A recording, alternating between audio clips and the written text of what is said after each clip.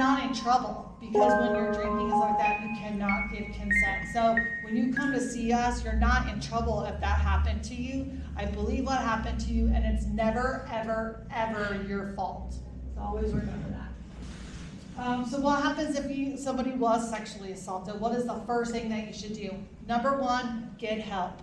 So we have a team. There's like 6 or 7 of us now.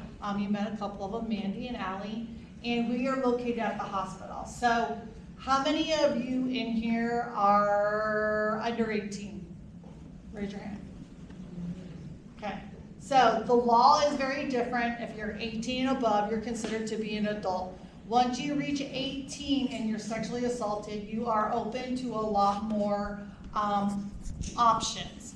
What that means, and a lot of people don't understand that, is remember this, 18 and above means that you can come in to the hospital and say, I'm sexually assaulted, I don't want to talk to law enforcement, I really just want to make sure I'm okay, I want to talk to somebody on the same team, have evidence collected or may not, but you don't have to have any interaction with law enforcement at all. I don't have to call your parents, I don't have to do anything like that. You are deemed an adult in the legal eyes, and so you can come in to get help.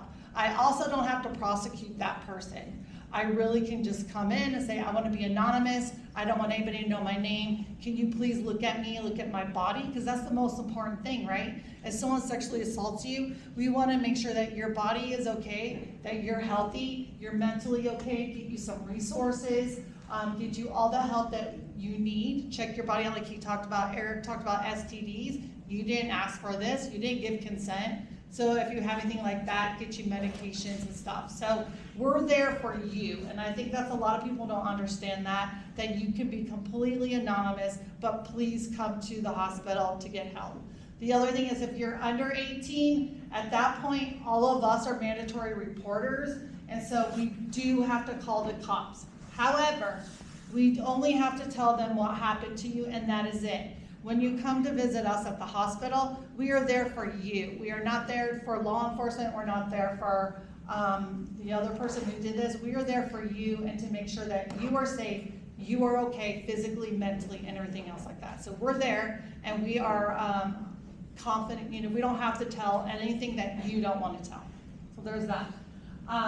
So what's the number one thing to do? You want to preserve that evidence. And I know at the time you're traumatized, it's very traumatic. You want to preserve any evidence to your body that we can't see with the naked eye. So you don't want to necessarily go brush your teeth.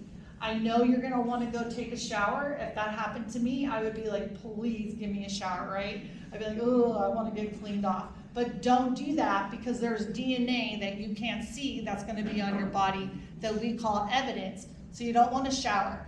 If I don't want to change my clothes, you want to come in just as you are without changing, brushing your teeth. Of course, if you have to eat and drink, that's okay, but I would recommend not do that as fast as possible. Get to us. If you are injured, if you're like bleeding or something and you're really scared that something's like an acute injury, call 911 and they will come to you and just tell them like, hey, this is what happened to me. The other thing too is your mind, our bodies are built to protect us. So if you're like you might have a flash like, I don't know, I remember this one thing. Or I think this person was wearing a blue shirt. I don't know, like again, it's gonna come and go, your whole memory. So maybe jot those things down so that you can remember them. But definitely go to the hospital, go to a safe place, call 911. Call a friend, call a buddy, hey, can you take me to the hospital? Get help, that's the main thing. So we do have our SART 24-hour hotline. You can call that. How many of you are probably going to go to work, right? So you're going to go out to that workforce.